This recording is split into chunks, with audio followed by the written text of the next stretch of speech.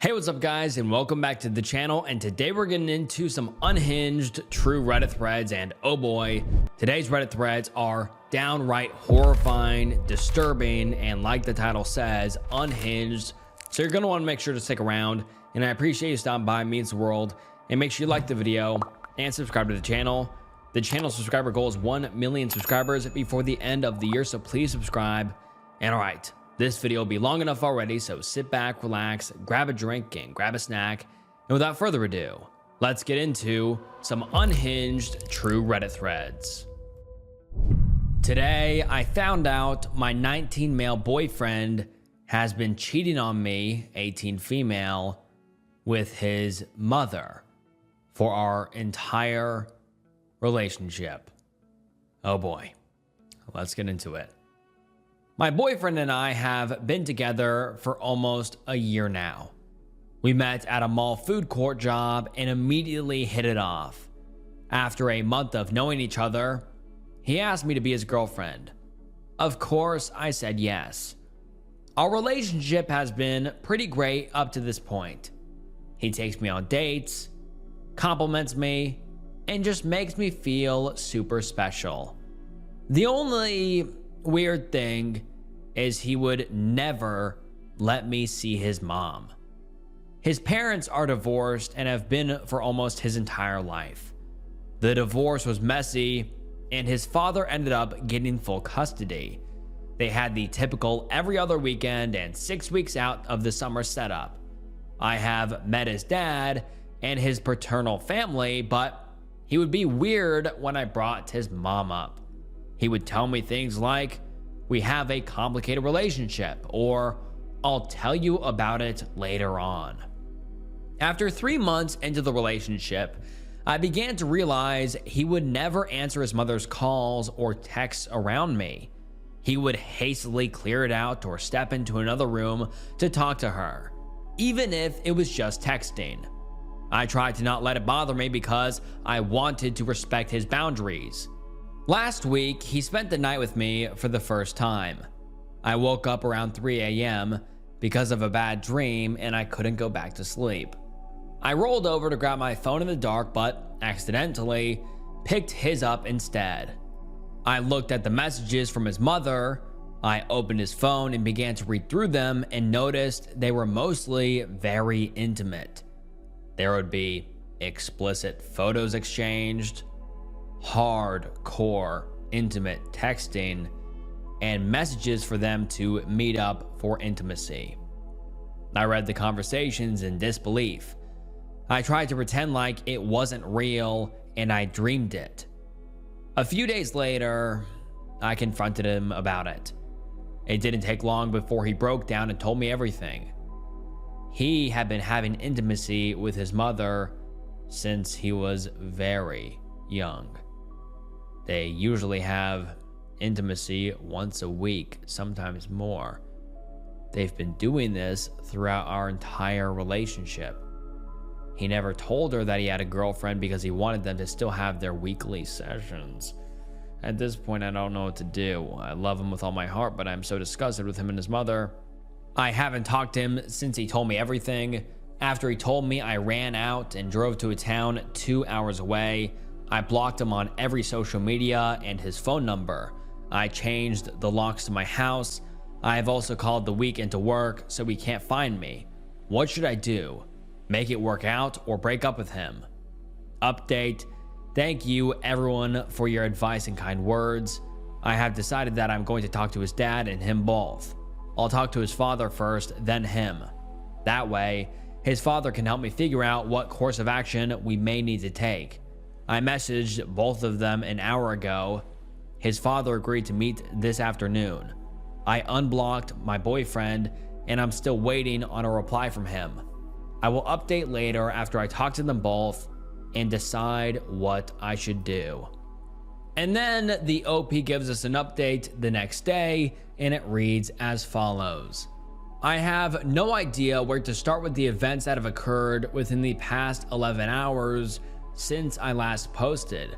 I am still shaken up and this is hard to process. My boyfriend finally messaged me back a few hours after I asked him to meet up with me. He agreed to meet me at his apartment. I made sure that I was going to talk to his dad before him so he could help me find the correct course of action for my boyfriend.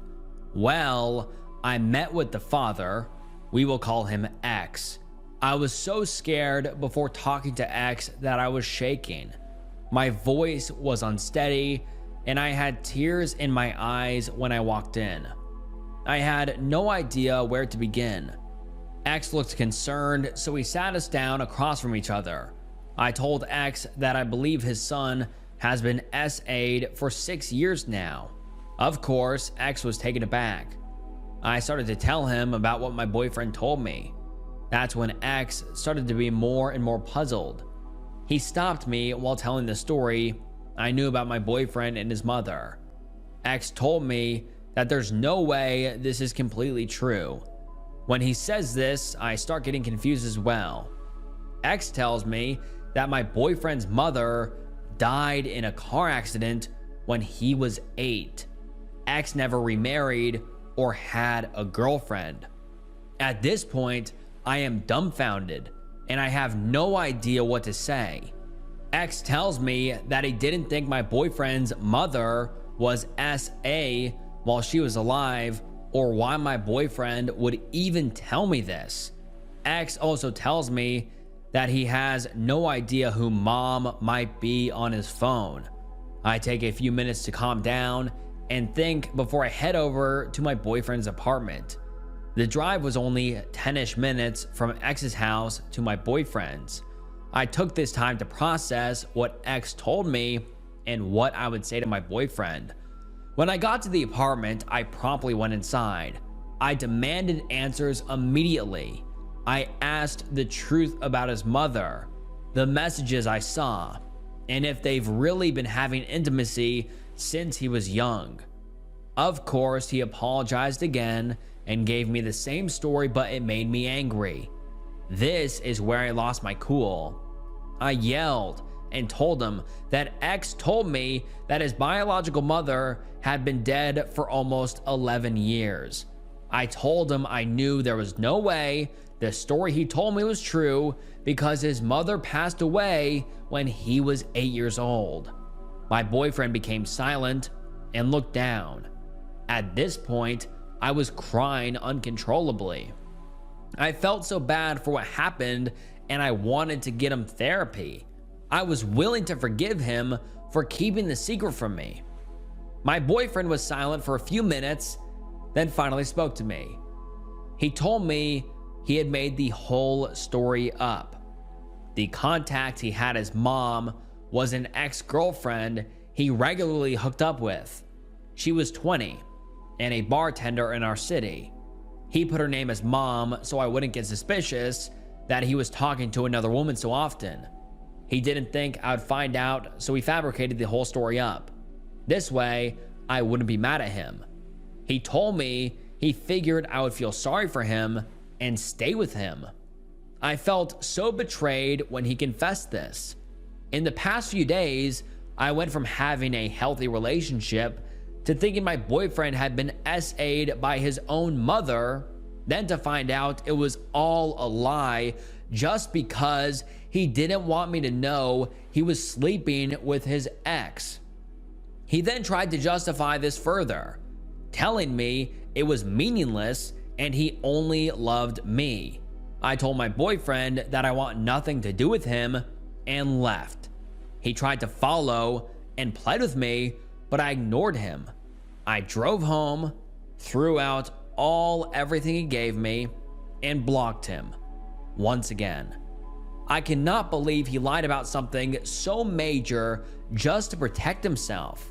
I haven't stopped crying since I left his apartment. I'm so hurt and now I don't know what to do. I no longer want him in my life. I'm considering moving towns so he can't find me. He has gone online and used a fake number to try and get a hold of me to apologize. I need to clear my head and try to take everything in. I will turn off my phone and computer for a while so he can't try to contact me again. And then the OP adds an update to the post and says, so my now ex-boyfriend came to my apartment and started banging on the door, begging to be let in so we could talk. At this point, I've turned all the lights off. I am being quiet so he will hopefully leave. I know he can see my car out front, so it's obvious that I am still here. I want to call the cops, but I am not sure there's much they can do. I'm thinking about going back to live with my parents until this blows over with him. I am also considering talking to his ex that he was hooking up with. I got her full name and where she works. I will keep updates as I learn more about my ex-boyfriend. Update number 2, I'm having a lot of people send me messages, so thank you for the kind words. I can't reply to everyone's messages, so at the bottom of the comments I added some additional commentary on everyone's suspicions. Please read it to answer any questions if you're still unsure. Please note that there are some personal details I left out in order to keep privacy. Example, how his mother died. There's a reason. He didn't talk about it. And now let's get into some of those answers the OP gave to the common questions, and let's get into it. So I've been noticing a lot of similar comments, so many that I can't reply individually to each one of them. I'll just clarify some common questions I keep seeing. This account was made to get this off my chest and be a throwaway, so here this goes. Number 1, the explicit photos. Yes, it seems out there that I couldn't tell, which is why it was difficult, because they were all close-ups of the no-no square. Looking back, if I would have paid more attention, yes, I could have known, but I wasn't thinking about that at the time. I was scared. Number 2, the phone. It was dark and I picked one off the nightstand and opened it. No, he didn't have a passcode. Yes, I did realize it was his but kept reading. I was just alarmed from the few messages I read on his lock screen, so I decided to keep reading. Number 3, dead mother. I asked about his mother many times, but no one ever gave me a front answer. They were always vague, like they didn't want to talk about her. We had only been dating for a few months, and I don't feel like I should press about something someone doesn't want to discuss. Number 4, the ex. I cannot post much at this point on here because I decided to take legal action. I got into contact with his ex, and I can say this isn't the first time he has done something sociopathic like this. He has made some illegal moves, and her and I decided to take this a step further. Number 5, my job. No, I no longer work at the food court. I have a better paying job at the moment. I do have an apartment that my parents helped pay for, and they gave me a car to drive until I can support myself.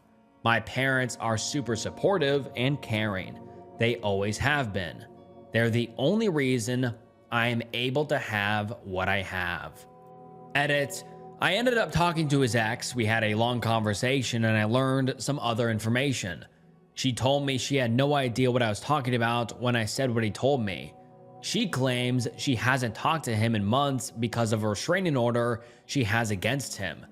He harassed her when she broke up with him back in 2017. She also almost had a child with him, but decided to have an operation to get it removed when they broke up. I cannot disclose why they broke it off.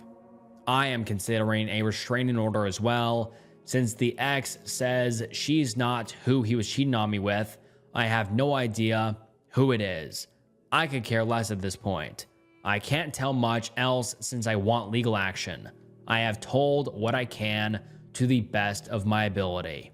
And also, for you guys that always call these stories fake, this one was verified by a mod on this subreddit, and the moderator says, suffice to say, I thought the same initially. I thought it was fake initially, but we've got a specific process for this, which I put high faith in, and this post plus OP passed. And so for you guys that call each one of these Reddit threads fake, this was verified. And let's get into some of the top comments. Someone says, this is one of the most insane stories I have ever read on this subreddit. Holy shit. I really hope you're able to recover from this. My heart goes out to you. And then someone else says, this is not the conclusion I expected at all after reading the original. What a plot twist. Holy shit. OP, I'm so sorry this happened to you. Your hopefully ex is literal human garbage, and you deserve so much better.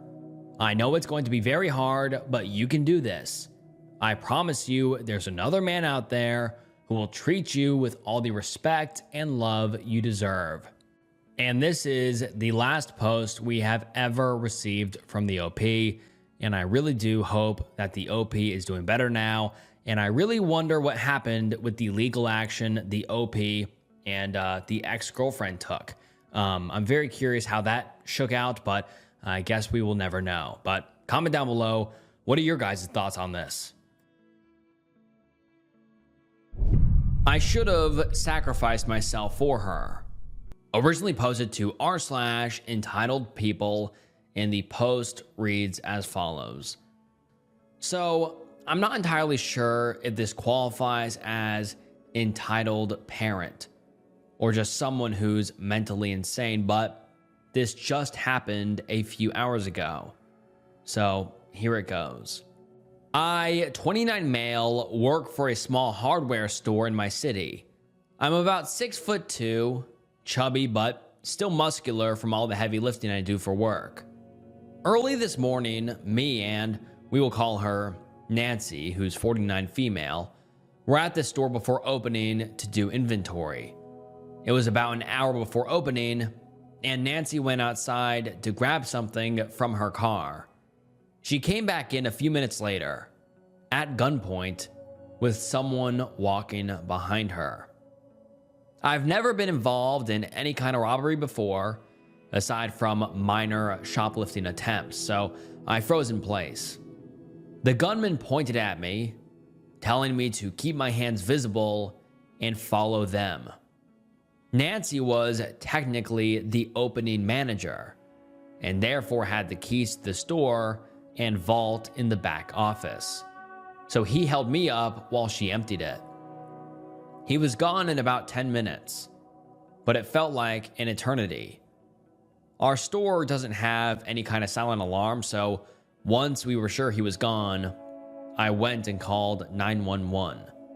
After I get off the phone, Nancy comes up to me and asks, word for word, "What the F is wrong with you?" I stare at her, completely caught off guard, and asked her what she was talking about. She proceeds to rant at me until the police arrive.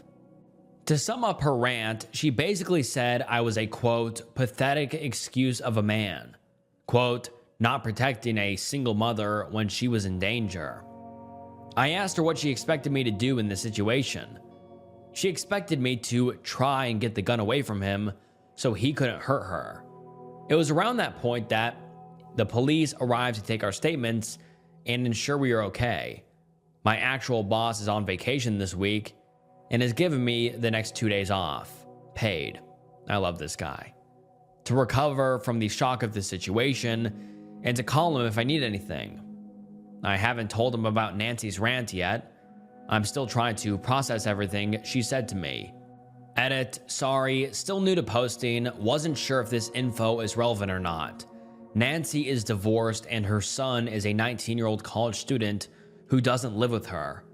During her rant, she kept going on about, quote, who would watch my baby if I died? Stuff like that. I'm hoping it was just adrenaline from the robbery, but if the next time I see her, and she's still acting that way, I'll have to report her. Edit 2, I greatly appreciate the comments people have sent. I didn't think I'd get that many replies. There have been some comments claiming Nancy was in on it. She seemed genuinely terrified, so I doubt she was, but now I can't get that thought out of my head. And now let's get into some of the top comments. Someone says, why am I wondering if Nancy was in on it?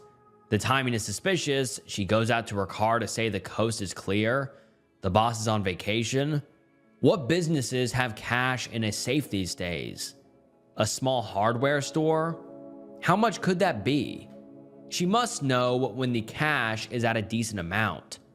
And then the OP responded and said, I've never actually been in the room myself, but for my previous job, at least I can tell you that a vault isn't like the small safe you're thinking about. It's an extra locked room where the store keeps the money orders it receives. I wasn't specific about it in my story because I don't want this traced back to me, but the store I work for is still one of the chain hardware stores, just not one of the big name ones like the orange or blue logos. As to whether or not she's in on it, I've seen a few people comment that. She seemed genuinely terrified, so I doubt that she was, but now I can't get that thought out of my head. And someone else says, hopefully Nancy was just freaking out because of the incident. When she has time to process, she'll realize what a ridiculous request that was. If not, she has to quit watching superhero movies. And someone else says, I have had jobs where the robbery response training was, quote, give it to them. Stuff is stuff. No stuff is worth your life. You did exactly right. You did not escalate the situation. You did not startle the robber, which might have made him injure someone in response. You stayed calm. Well done, you. And then the OP gives us an update the next day, and let's get into it. Hey everyone, not sure if this is how you do an update, but here it goes. I just wanted to start by thanking everyone for the kind words and advice I was given. It was definitely the scariest moment of my life, and I've decided I'm going to look into potential therapy. Before the actual update, I just wanted to explain a few things based on some comments I saw in my original post. Number one, the hardware store I work in is small just in the physical sense. It's still technically one of the big name hardware stores in the US, just not warehouse sized like the ones with the orange and blue logos. Number two, when I said that Nancy had emptied the vault, I wasn't referring to an actual safe / lockbox. The vault in our store refers to a small, double locked room where they store the money orders the store receives from the big armored trucks. Number three, Nancy actually is the HR manager for our store because the store manager was out of town for the week. She was the acting store manager along with one other person who was off that day. My actual store manager, Nancy, and the third associate are the only ones with keys to the vault. So now for the update. To be honest, I'm not sure if I'm more angry or scared right now, but I got off the phone with my store manager half an hour ago. He was reviewing the security camera footage that was sent to him from his hotel room. I knew the store had cameras. What I didn't know is that we have cameras that face the parking lot. Some of you mentioned it in the comments, so you may not be surprised to hear that Nancy has been arrested for assisting in robbing the store. I can't go into extreme detail, but according to my boss, the gunman was seen exiting Nancy's car when she went outside. They spoke for a bit before walking back up to the store. I don't know much else aside from the guy was her new boyfriend. Wow, what a turn of events, but let's continue. I'm feeling so many different emotions right now. Confusion, anger, fear, etc. She traumatized someone 20 years younger than her for a few $1,000s. I don't know if she was chewing me out about the single mother thing because she'd hoped I would have done something to warrant getting shot over. All I know is that this woman who originally did my hiring interview is mentally insane. As I said, I think I'm going to look into therapy for this. It's just too much for me to process alone. My boss has offered me additional leave of absence if needed as well. So for now, I'm going to take some time off, and if I get any more info I can share, I'll further update you. And now let's get into some of the top comments. Someone says, thank you for the update, OP. I'm just glad you did not get hurt. What a bitch. She set that up, then had to go at you to probably look innocent. I hope you take the time you need to get over this. Take care and keep updating when you can." And someone replies and says, "Sounds like she was hoping to murder him." And the OP responds and says, "See, that's the thought that I'm terrified of right now. Did she hate me so much for some reason? She wanted me dead?" And someone else replies and says, "Whatever her motives were, they weren't personal. It was all about the money. I have no clue how she thought lashing out at you would help maintain her cover. Maybe her logic was, I've got to make my coworker look like a suspect. I know. I'll emphasize how he did nothing to stop the guy. That'll make him look suspicious instead of me. But she was willing to traumatize you and endanger your life to get her hands on some cash? I'm so sorry. You do not deserve this. It's disgusting. Your life was in danger, and your brain is going to need some time to heal and get out of survival mode. Give it all the time and therapeutic treatment it needs." And then we get an update about 2 weeks later, and let's get into it. "Hey everyone, I didn't think I'd be posting again this soon, but it sounds like things are being handled outside of court, so I should be in the clear. I'm not sure if there's going to be much more of a resolution than this, but if more happens, I'll update you further. Before I begin, I just want to say that I'm doing okay, for the most part. I had my first therapy session 2 days ago, and she seems like a good one, so I'm going to stick with her for now. I told her about my Reddit post, and she thinks that as long as I'm not giving out real names or anything, it could be very therapeutic to discuss what happened to me with others. Now for the update. Nancy's boyfriend is in prison for numerous charges, not contained solely to the robbery. That's the easiest part of this to explain. The rest gets weird. A week ago, I was asked to meet with Nancy and her attorney as she wanted to speak with me. I refused because I'm not at a point where I'm willing to speak with her, let alone look at her. 2 days later, my company rep told me he had an email from Nancy meant for me. He reviewed it and agreed to pass it along to me if I wanted to read it. Against my better judgment, I said yes, and wow, it got crazy. The email was a letter of apology to me. Nancy's boyfriend was an incredibly abusive drug dealer who had her too afraid of him to leave her or call the police. The robbery was his idea, and she was forced to go along with it under threat of being killed. She then apologized for her rant to me, claiming it was because in her mind, she believed I would have stepped in to save her somehow, and when I didn't, she had a bit of a mental breakdown. There was more to the letter, but those are really the main takeaways. I contacted my rep back telling him to reply that I appreciated her apology and am sorry for what she went through, but that I will never forgive her for putting me through that and to never contact me again when all is said and done. The last I heard, she is taking a plea deal. That's really all I have to give you all. I appreciate all of your helpful comments and will continue to answer questions you may have. I'm still in a messed up place mentally, but am getting the help I need. Thank you all again, and be safe out there. And that is the last update we have ever received from the update, but man, that was a lot of twists, and hopefully the OP got the help they needed and got the therapy they needed and are doing better now. I, 29 female, just found out that my fiance, who is 30 male, has been selling my underwear behind my back. We have been engaged for 4 months and dating for 2 years. We decided to move in together about 3 months ago, and everything has been going wonderfully. Throughout the last 3 months, I have noticed my underwear going missing every now and then.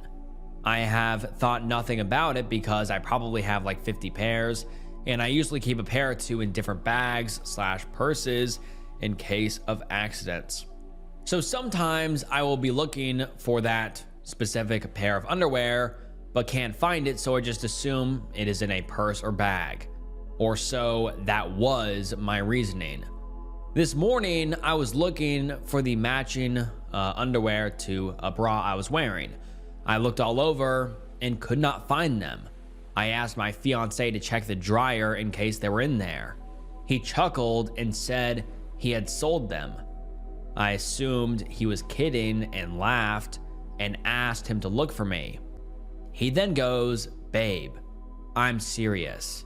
I could not believe what I was hearing. I was beyond upset and hurt. I pressed him for details, and he said he has been selling my worn underwear to random people. I packed a bag and went to my sister's house for the night. I feel sick to my stomach about this.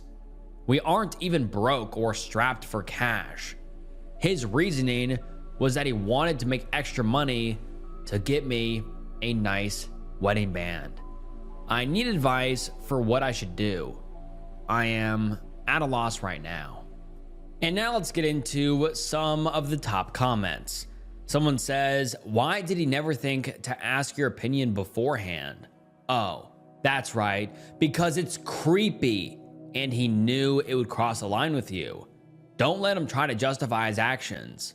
Even putting aside the grossness of this, he's still stealing your belongings and stealing them without your permission, let alone those being belongings with your bodily fluid on them. And the OP replies and says, "This is a good point. It is essentially stealing my stuff, never mind the fluids thing. I am honestly considering calling off the wedding. I am just so upset and creeped out." Another person says, "I know that you have a long history with him, but if he's kept something like this a secret, with absolutely no hint of remorse when confronted, and just everything about this says to me that he's a weirdo who doesn't respect boundaries and has no problem keeping awful secrets from you. I don't think I'd ever be able to trust someone who done that. Break up. Break up entirely." And the OP replies and says, "Exactly. I am a firm believer that you have one chance to gain my trust, and if you lose it, it's gone forever. I don't think I can ever accept this and move on with him. I would always be worried and constantly checking and keeping track of my underwear and his activities." And people told the OP to tell friends and family, and the OP responds and says, "I would be embarrassed to tell my family about this. It just sounds so dirty, and I feel like it would badly reflect on me that I chose this man as my fiance. And I have confided in my sister. I am just embarrassed to tell this to my parents. They are very conservative and probably don't even know that underwear selling exists. I am afraid of their reaction." And then the OP posts an update 2 days later, and let's get into it. The post reads as follows. "First and foremost, thanks to everyone's thoughtful advice and feedback. I went back to my place with my sister while he was at work. I packed up the majority of my things and brought them back to my sister's place. Once he got off work, I phoned him. I felt that this was the easiest method of communication, and told him to tell me exactly what he had done. Here are the main key points. He has been selling my used underwear for the last 3 months. In addition to this, he has also posted semi-explicit photos of myself that I had sent him. He had sold the underwear that I had on in the pictures. He said he only posted the pictures to the buyers to prove to them it was really worn by me. He said he told the buyers that I was 100% consenting. He pretended to be me in the emails, and when he met up in person to sell them, he would tell the men that I was too afraid of coming on my own and that I asked him to go deliver them. He has sold about 20 pairs of underwear, I have a lot of underwear, and I frequently purchase new pairs. This is why I didn't really notice such a huge amount going missing, especially since I usually keep a few pairs in gym bags, etc. He admitted to have made around $900 through this. He said he sells them for about $40, give or take. He initially told me he wanted a bit of extra cash in order to customize my wedding band. When I pressed him on it, he admitted he got a bit of a thrill by selling my underwear and knowing other men found me attractive / got aroused by my underwear. He apologized profusely and tried to compare it to selling my used designer shoes or purse. And I completely disagree with this because there is a explicit motivation for these men buying them. I feel exploited and taken advantage of. I have decided to break off the engagement and I am done with this relationship. This entire incident took me by surprise and I never suspected he would do something like this. I will hopefully break the news to my family this weekend with the support of my sister. He is still trying to convince me to go to couples therapy with him and wants to salvage our relationship, but I honestly am done with him at this point. And now let's get into some of the relevant comments. Someone says, do you think there's any way to make him delete the photos? Can he go to wherever he was selling the underwear through? Craigslist? Not the underwear selling subreddit, I think, because he'd have to have gone through to verify he was a real girl and got him banned. And the OP responds and says, my sister went ahead and reported his email address. She found the ad. I felt too sick to look at it. But she verified that there were a few pictures posted and it was written by me, i.e., him pretending to be me. The ad also suggested intimate things like, quote, I get so aroused when I think of all the guys who will be jerking it into my underwear. Man, that is disgusting. And someone else says, screenshot and or print out these ads in the event you have to take legal action in the future. And the OP replied and said, my sister has already done so. And someone else says, it may sound cold, but are you considering pressing charges? And the OP says, very possibly. And someone replies to that and says, please, please do it. If for no other reason than to just teach him a lesson that this was not okay to anyone. Right now, he's probably thinking some BS like, I can't believe she's overreacting. It's not a big deal. I'm sure someone else wouldn't care. It is a big deal. Make him see that it is a big deal. And the OP responds and says, I got some comments stating I was overreacting and that it would be stupid of me to end a 2.5-year relationship over this. But the whole issue is that he was stealing and exploiting without my consent. I don't get how people think this is okay and I am being overdramatic. And someone else replies to that and says, you are not being overdramatic. You are being rightly outraged at the fact that your ex, you are so awesome for breaking up with him, exploited you non-consensually for profit. He is lower than scum. Scum doesn't deserve the comparison. He is a filthy human being, and I sincerely hope you press charges because that's so incredibly gross. And the OP replied and said, you painted a very accurate picture. This is all starting to really sink in now. Initially, I was so upset because I had envisioned us having kids / spending out life together, and I was heartbroken when I found this out. However, I'm now feeling better that I was able to find out his true identity before we said our vows. I also left my engagement ring back at our place when I got my stuff earlier. And that is the last update we have ever received from the OP, and I really do wonder if the OP ever decided to press charges or just leave him and break contact or what ended up happening, but we have never received an update. My husband is now a RSO and I hate that he's tanked my life with his. And for those of you who don't know, RSO stands for Registered S Offender. Basically just a predator. And let's get into the post. My 25 female husband, who is 31 male, and I have been together for 5 years, married for 2, and from the outside, we have the perfect life. We have the house, the yard, good jobs with benefits, 2 lovely pets, and a supportive circle of friends. We share the same hobbies and goals, and I swore this was the man I wanted to spend the rest of my life with. Recently, after disappearing for 2 whole days, shows up and tells me he got arrested for trying to meet up with a minor, but it turned out to be a sting operation, and suddenly everything went wrong.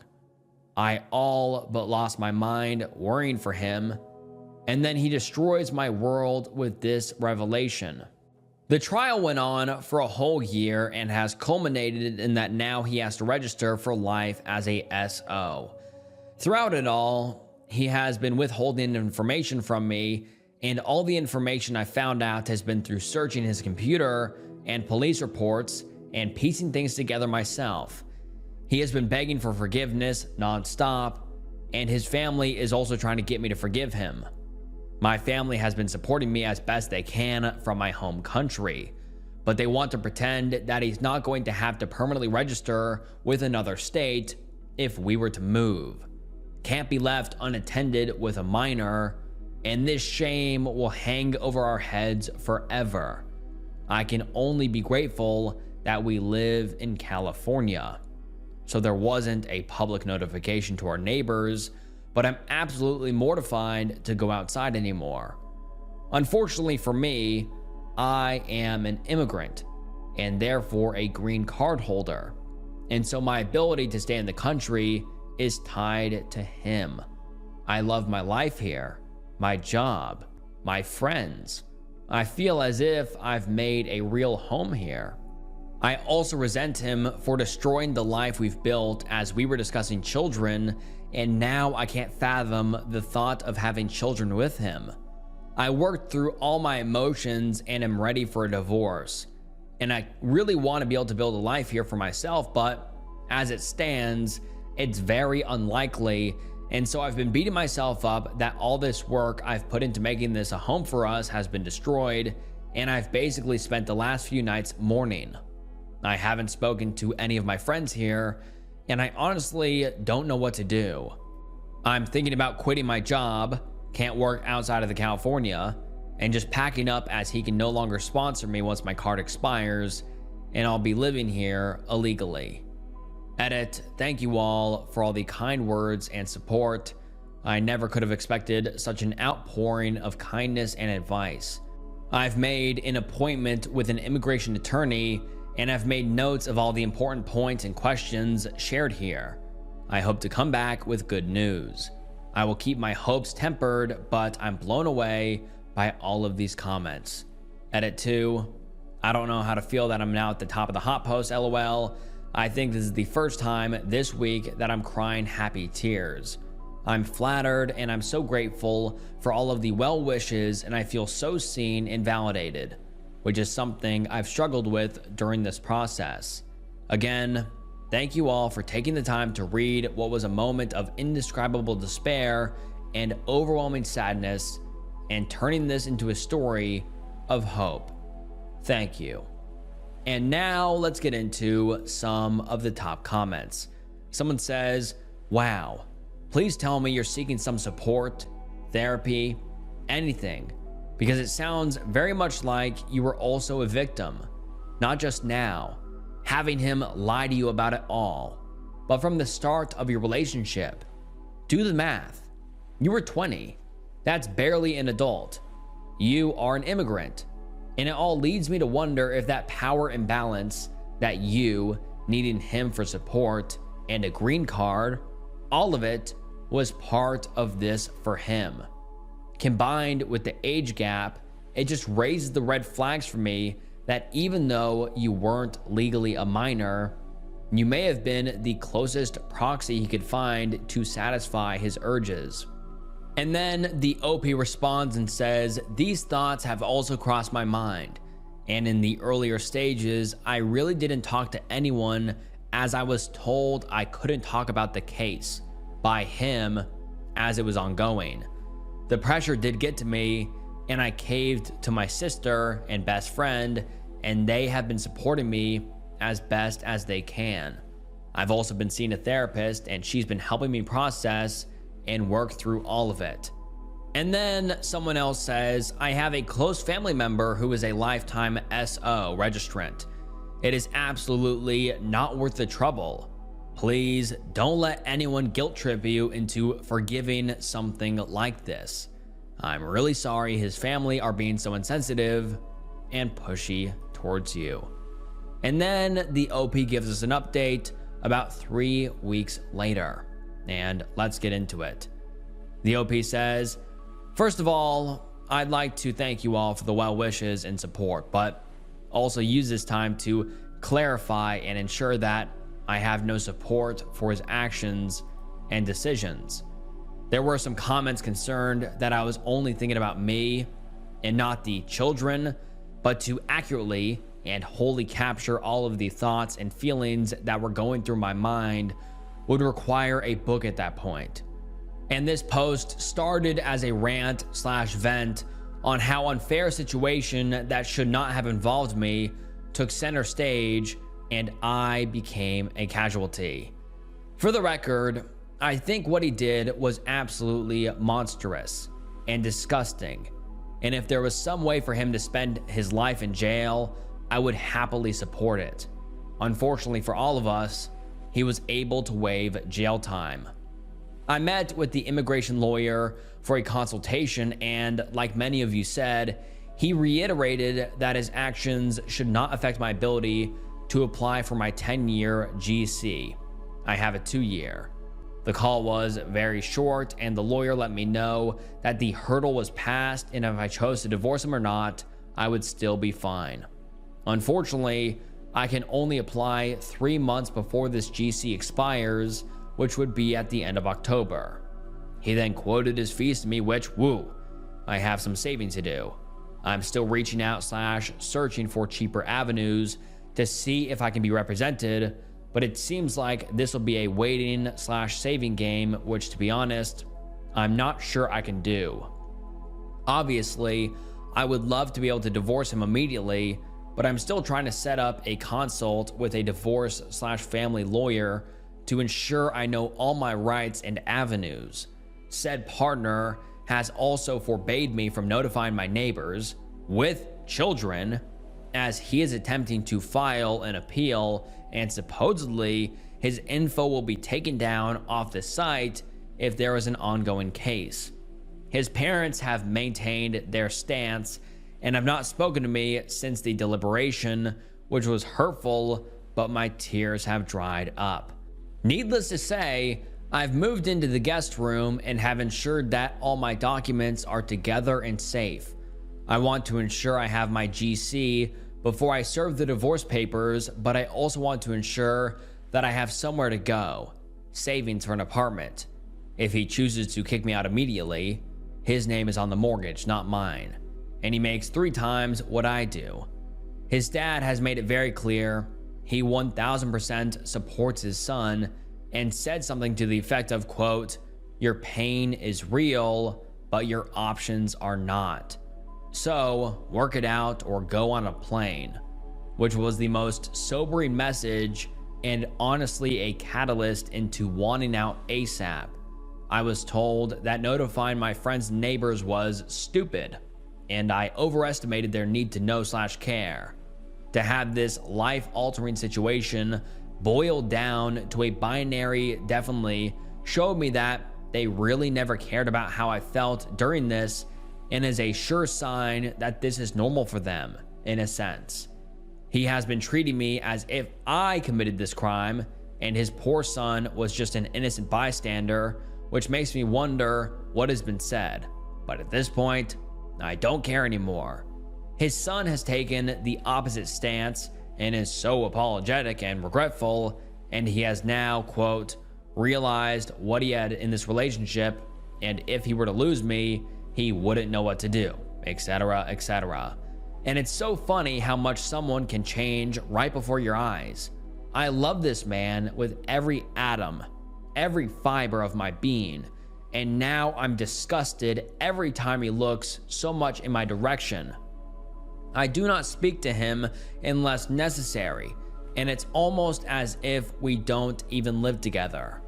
A girl can dream, right? I'm not sure if this qualifies as a true update, but unlike the first post, I still have some hope.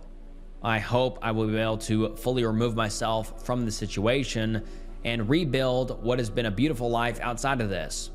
I want to save for the lawyer, an apartment, and also plan to make therapy a regular thing to deal with all of the undue stress / trauma / insomnia this has caused me, and will, unless I'm threatened with legal action, which I don't think they can do, let my friends / neighbors know in secret to allow them to decide for themselves.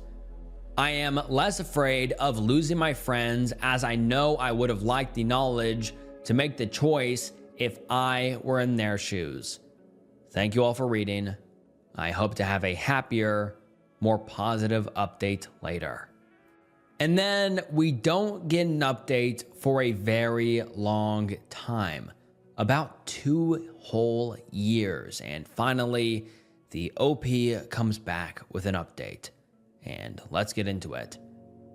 The post reads, "Hello, lovely people. I hope you are well. I didn't realize how much time had passed, but I figured you all were due for an update. I am well, I am safe, I am alive, and for that, I'm grateful." I was going to link the other posts, but I'm not sure how to do that on mobile. I don't remember the exact dates, but I moved out sometime early last year. I just felt sick and was unable to eat, drink, or sleep, so I packed what I could carry and left. I didn't even have a car at the time, so that was pretty hard. But I had enough. I got myself the most affordable apartment I could and focused on building myself back up from the ground. I filed to remove the conditions of my residency, and they sent back my check, but I was still able to make a biometric appointment. They didn't send any explanation, and every time I've tried to call the line, the AI is so frustratingly unhelpful, so I can only hope that everything is being processed as it should. I was also able to purchase a car and hope to pay it off within the next 2 to 3 years. I started a new role, and to avoid my feelings, I threw myself into my work. It doesn't pay much, but it's good work, and I enjoy making a change. I also recently got a promotion, so it was nice to see that my impact was noticed. A new friend I had made recommended getting a cat, so I did. And I never had pets growing up, so it's been a learning curve for us both. She's very sweet and lets me rub her tummy. But gosh, no one told me there would be fur everywhere. Like, everywhere. I also might be allergic, but no matter. Unfortunately, my ex found out where I lived and quite literally showed up on my doorstep in tears, crying and begging, which honestly was a very terrifying thing to happen at midnight. I threatened to call the police, and he took the hint, I hope, and he hasn't shown up since. I don't intend to stay here forever. I just want to build up some semblance of savings, and with all the chaos that has been happening, well, everywhere, I don't want to make an impulsive decision. I have been trying to go to the gym, eat healthily, and am working with a therapist to process all that has happened to me. I've made some new friends, and we celebrated my birthday. It was nice to have people show up for me. I cried. The neighbor that I also told reached out and said she hoped I was well, and her daughter still asked for me.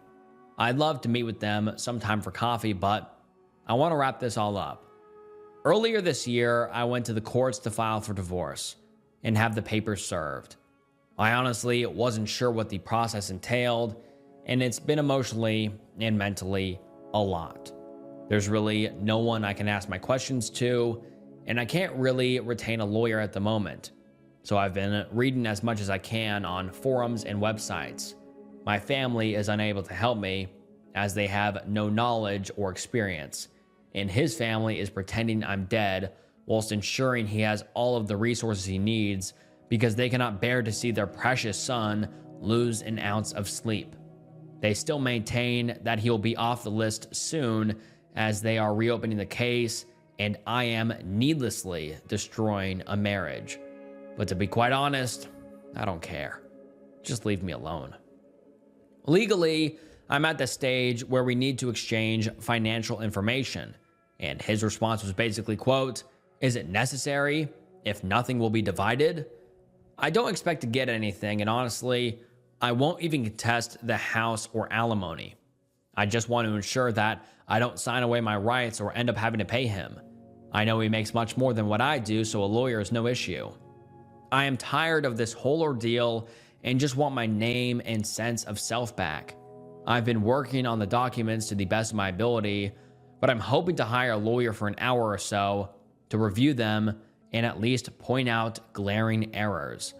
I know this might not be the best update you were hoping for, but I'd like to think I've made some progress at rebuilding my life. I'm also hoping to work up the courage to ask my landlord if I can start a garden because I think it would be quite pretty. Thank you all for your kind messages and words of encouragement. They really helped me through some very dark times. I hope you all have a wonderful day/night. And that is the last update we have ever heard from the OP. And I just really hope that the OP is doing better now. I mean, it's so tragic that they were just thrown into such horrible situation and none of it's their fault, obviously. Like, they had their lives ruined by someone else's decisions, and it's just a really sad scenario. But I hope that the OP can continue rebuilding and reshaping their lives and hopefully get divorced from this monster, and that goes smoothly, and she can finally sever him from her life. And yeah, I really hope she's doing better now. OP's house cleaner found a hidden voice recorder. This was found by a cleaner hidden under my dresser in my bedroom. She told me very discreetly about this, which has me concerned. I've tried to Google it to no avail. Please help. Link in comments with all angles. Video and more angles. It has a red light on the side. I have a feeling it's some kind of transmitter, but it might just be the paranoia. And in the video, we can see the OP kind of showing off a thumb stick or thumb drive sort of thing. It's black and has 8 gigabytes on it. So that shows it has storage on it. And allegedly, it's a recorder of some sort. And now let's get into the top comments and what people are thinking. Someone says, voice recorder, doesn't transmit using wireless, though, so whoever plays this thing will be back. If this was on your home, chances are there are cameras as well. I would call somebody. If you don't know how to find this kind of stuff, to look thoroughly. Lamps, beds, sofas, walls, pretty much everything. Also, call the cops. And someone replies and says, also, don't talk about it and make the call in public somewhere. You do not want the person to know you know. And someone apparently finds what the voice recorder is, and they comment saying, I believe I have the exact model here.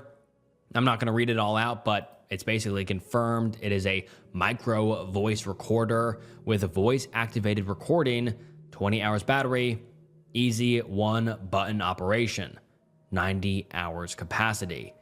And someone else says, you need to take a really hard look at the people in your life right now.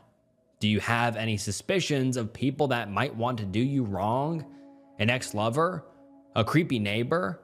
Someone random you've noticed that gives you the willies? Who have you invited into your home that you do not trust? Also, Keep in mind that if this device doesn't have a transmitter, this person has every intention of returning to your home to retrieve it. Protect yourself, OP, and definitely call the police. Does the dude from your r/creepypms post know who you are in real life? Where you live? Could be a likely suspect.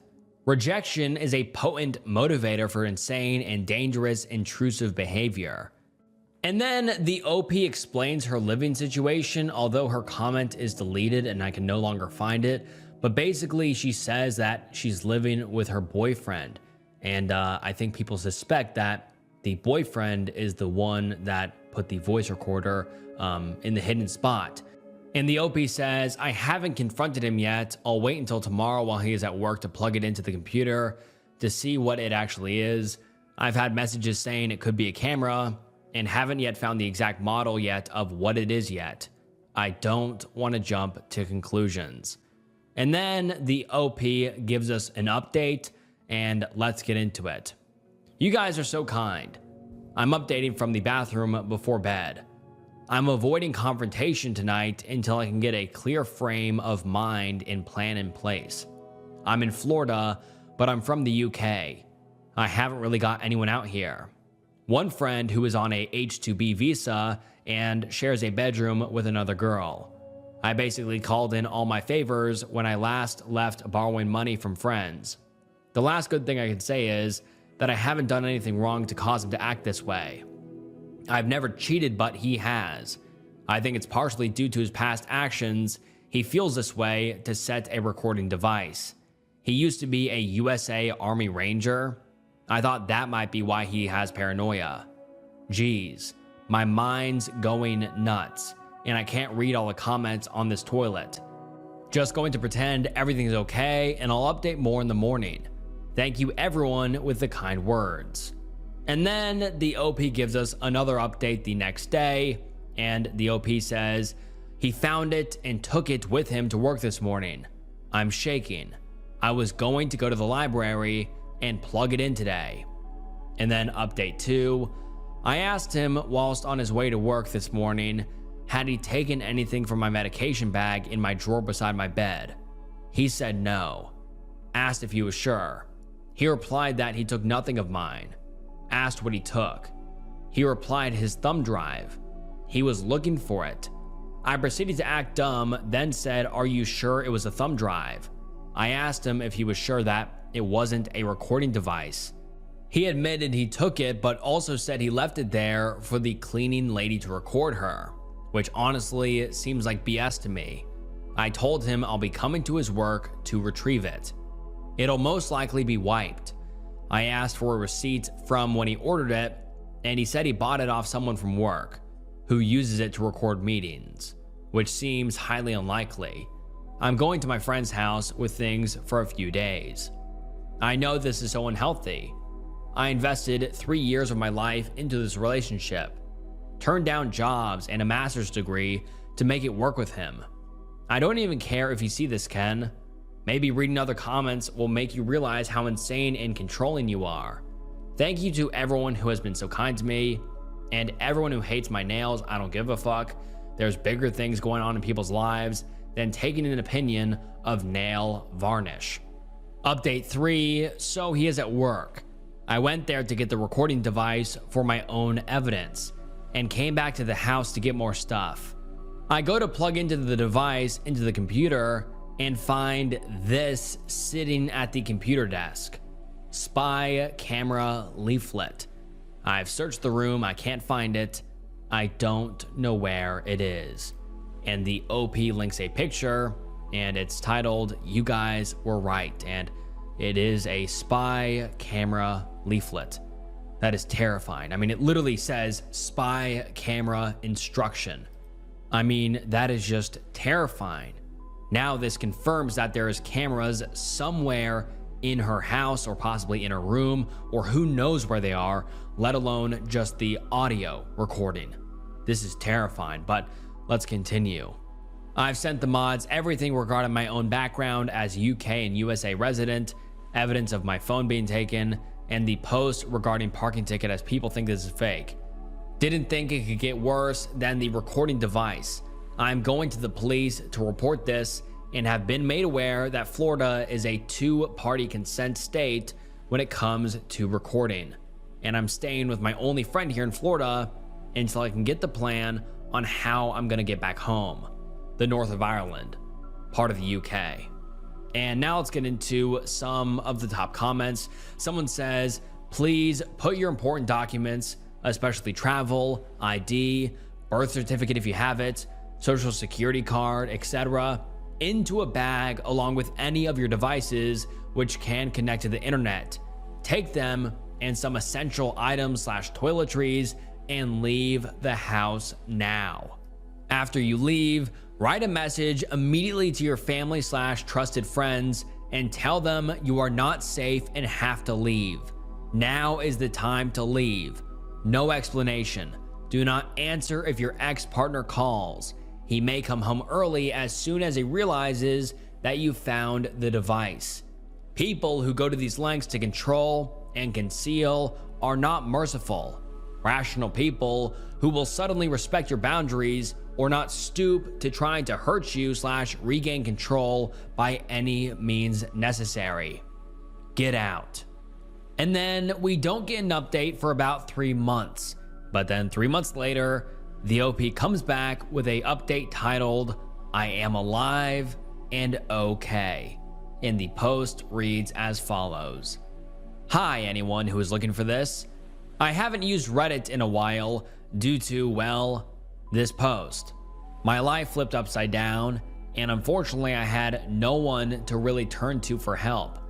I stayed with my friend for a few days, but long term that wasn't going to work. I had to come back to him, male 29, in order to have a roof over my head. People tried to donate money to me to get out, but I denied it as I'm really not wanting to give away my identity. I did end up finding a tiny hidden camera and another voice recorder. There is probably more. I know everything I do is watched or recorded. I check their location and they keep moving. My friends who know about all of this have become more distant. They are afraid for themselves being involved. I'm pretty sure there is a tracking device on the car. I just came here to say I appreciate the people who have messaged me. I appreciate the kindness in our Reddit community. If it wasn't for you people, I probably would have committed S-word. Currently, I got a job. It's part-time, $10 an hour, but it's enough for me to discreetly, slowly save enough so if anything escalates, I will have a little bit of money in my pocket to go. And then we don't get an update for a very long time, and people get understandably concerned. But let's get into the update because the OP comes back 19 months later and we finally get an update. It reads as follows. Guys, last year you solved this. It was a hidden voice recorder that my ex-boyfriend planted in the house. Following this, I found hidden cameras. They were disguised as charging blocks and even screws and tracking devices. I just thought I'd post here to let the 20,000 people who upvoted and personally messaged me to let them know I finally, a year later, was able to escape. I got back to Europe with my dog just in time to quarantine and spend Christmas with my family. Without yours, I probably never would have been smart enough to realize and have been stuck in a controlling relationship. I can't thank you all enough. You saved my life. Happy holidays. And then we get an Ask Me Anything from the OP 4 months later titled, Redditors saved my life by identifying a hidden microphone. Ask me anything. I deleted the original post, but searching my username should bring up some evidence. I quickly gathered traction after posting a USB device on r/whatisthisthing, which was later identified as a hidden microphone. This led me to discover hidden cameras, microphones, and a tracking device. I have since escaped the abusive relationship I was in, so ask me anything. And now let's get into the top comments. Someone says, first of all, really glad you found out. My question is, Looking back with the benefit of 2020 hindsight, are there things that he did, not related to information he could have gathered from Mike's, that supported this controlling and abusive mindset? For example, stopping you from visiting friends, demanding that you dress a certain way, etc., aka things you may have just overlooked, but now you've connected the dots clearly show that he was abusive. And the OP responds and says, in hindsight, yes, I had very few friends as I am from the UK and was then living in Florida. The one friend I did have, well, every time I seen her, he would argue with me, just make my life very difficult. He would make me pay his mortgage and left me with no money to live on without asking him for money, which needed an explanation as to what I'm going to spend it on and receipts. If I was home after him, like after 6 p.m., or if I didn't have a dinner ready for him, he would be very verbally abusive. It got to the stage where I just began to blank it out. Then he would punish the dog to hurt me, locking him up in his crate, leaving him outside, screaming at him.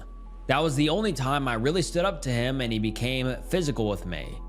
I would usually dress pretty conservatively, leggings and a t-shirt, so there wasn't too much to control that side. Things just gradually got worse, where he would be angry at me for FaceTiming my friends or family without him present to listen in. I changed my bank account details and he was furious. So I had to give him access again by making my pay go into a joint account. Yeah, so he was just an all-around controlling person, and in hindsight, I guess I didn't seem like a victim of domestic abuse, but not just shows no one knows what's going on behind closed doors. Someone else says, how did you manage to save the money to escape if he had access to your bank account? And the OP responds and says, that's such a great question, especially for anyone in the same situation. So I had to say my parents were struggling to pay their mortgage because my dad lost his job due to COVID. I sent them money on an app called Revolut. My mother actually just saved it for me. She thought I was just trying to save, just not saving to escape. And then someone replies to that and says, how did she get the money back to you to buy the plane ticket? Or were you able to get away with charging it because you bought it at the last minute? And the OP responds and says, she sent it back to me on Revolut. He didn't have access to that account. He could see the money going from my Wells Fargo into Revolut, and I guess he never asked for evidence. She sent it back to me to book the flight, vet appointments for the dog, to pay driver to the airport. Someone else says, looking back on it, did he accidentally slip that he knew things from recording you that he shouldn't have known otherwise? And the OP responds and says, yes, multiple times. More little things that he would overhear from calls to my friends or family, specifically ask about topics. He would gaslight me a lot, making me think I was losing my mind. Say I forget telling him things. And then someone asked about how did the OP find all the devices, and the OP responded and said, there's an app called Fing. It can help you identify devices on your Wi-Fi. That's how I found some of the cameras. Otherwise, the cameras that had a SD card were hidden so well and are so small, one was right in plain sight on the side of the TV. And someone else responds and says, how did he find the other devices? I have the Fing app, but other devices with USB won't be detected. I'm going to an Airbnb soon and am a little paranoid. We found a hidden camera before in one of the places and immediately left. And the OP responded and said, the housekeeper handed me the initial hidden microphone. Then Redditors taught me how to find other cameras by turning lights off, using phone camera to look for a little red light. And one person asks if the OP will take legal action, and the OP responds and says, no, there's not really much I can do.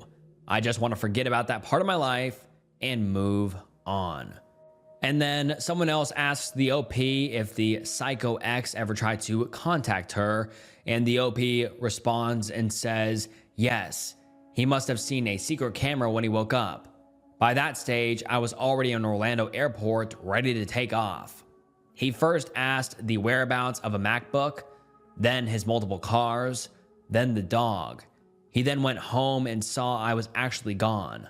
I left behind a lot, especially the designer things, diamond Tiffany earrings, so I think that made him realize I'm seriously leaving and want nothing to do with him. He's actually WhatsApped me once, as it's linked to my old American number, and I forgot to block him there. I blocked him right away. And then the OP expands on the abuse she suffered, saying, "This guy literally threw me downstairs, kicked down doors, threw stuff at me. If he knew I was leaving, I do not doubt for a second that I would be dead. If I wasn't aware of the hidden cameras or microphones, he definitely would have caught me leaving. The night I left, the local police were sitting outside, just in case he came back."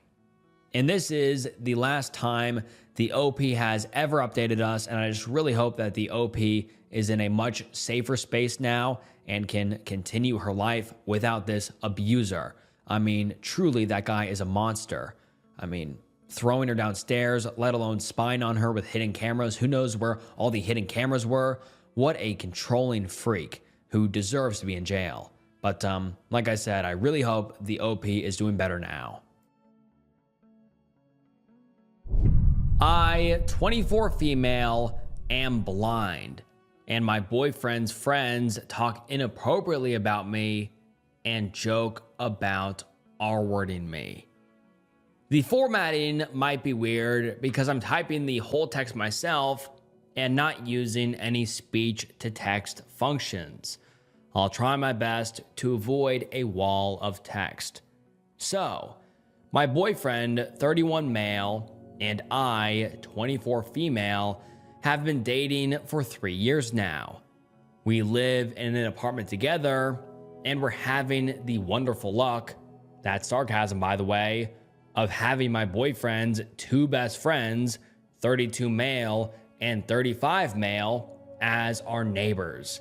They live right across from us, which is a huge issue because they come over literally every day, and it almost feels like I'm living in my apartment with 3 guys instead of just 1. Sometimes they come over when my boyfriend isn't even home and start engaging me in the most random and weirdest conversations. And sometimes these conversations are really disgusting. Here is an example. A few days ago, I was at home and my boyfriend was at work. As always, 32 male and 35 male decided to come over without bothering to tell me beforehand that they were coming over. The conversation was really unsettling this time. They started talking about, quote, how easy it could be to R-word me, because according to them, they could just walk in pretending to be my boyfriend and I wouldn't know it was them. This freaked me out a little bit because this is my exact issue. Whenever the door to my apartment opens, I always assume it's my boyfriend, but sometimes it's them instead. However, as soon as they open their stupid mouth, I know for sure that it's them and not my boyfriend. As if this whole quote, I could R-word you and you wouldn't know it was me thing wasn't enough, they said that if I got pregnant by one of them, I wouldn't know because I wouldn't be able to see that my child would look like one of them instead of my boyfriend. I just sat there and thought, what the F goes on in their brains? I'm used to people not knowing how to act in front of me because of my blindness. But my boyfriend's friends' conversations aren't just uncomfortable or awkward, they're terrifying. I don't think they would ever touch me against my will, but conversations like this are incredibly unsettling, and I wish they would stop talking about me like that. I haven't told my boyfriend about this exact situation, but I told him that his friends make me uncomfortable. I'm afraid that my boyfriend won't believe me when I tell him about this conversation because it's just so absurd. I'm almost 100% sure that if I do tell my boyfriend about his friend's behavior towards me, it will result in a 1v2 situation. His friends will most likely deny anything I say, and then it'll be two statements, them against one, me. Just for clarification, my boyfriend knows that his best friends come over even when he's not at home, but he doesn't see it as a problem. What should I do? I'd be thankful for any advice. Edit, there are tons of people asking me how I was able to type this even though I'm blind. I've explained it several times in the comments already, but people keep commenting about it, and I'm getting tired of explaining the same thing over and over again. There is a YouTube video called How I Use Technology as a Blind Person by a woman called Molly Burke. Feel free to watch or listen to this video. And now let's get into some of the top comments. Someone says, can you record that shit? Also, how do they go into the apartment? I think you can absolutely tell your boyfriend that you're not okay with them coming in when he's not around. And the OP responds and says, I'll definitely try to record it next time. They have a key for the apartment, and we actually have one for their apartment as well.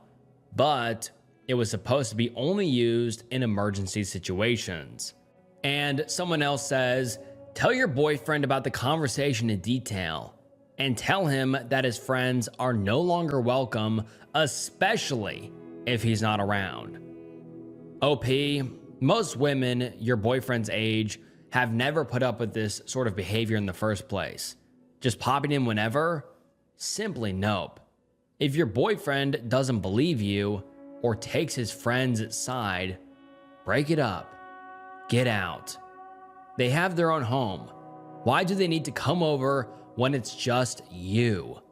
Why don't you deserve private time? Start locking the door. Take their keys away or replace the lock. And someone else says, please lock your door. If they have a key, insist on having the lock changed and do not give them a copy. Tell your boyfriend that if they come into your place again, you're moving out. This is BS. If your boyfriend supports his friends over you, then you don't want him as your boyfriend. That's not how someone in a committed relationship should act. You should be the most important thing in the world to him. And someone else says, OP, you need to get out of the situation ASAP, with or without your boyfriend. It is insane that these guys joke about this. Believe me, in absolutely no way, shape, or form is this normal at all. This feels like a ticking time bomb, and I'm genuinely concerned for your safety.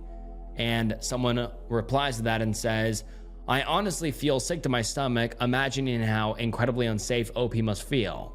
Being blind is already a vulnerable way to walk through the world, especially as a woman. And to have two people who have unrestricted access to your home explicitly say that they could R-word you whenever they wanted to, good Lord, I want to cry for her. And then we get an update about 2.5 weeks later, which reads as follows. This is actually a repost of my update. I posted this only a few days after my original post, but I must have somehow deleted it because it doesn't show up on my profile anymore. I'm very sorry about that.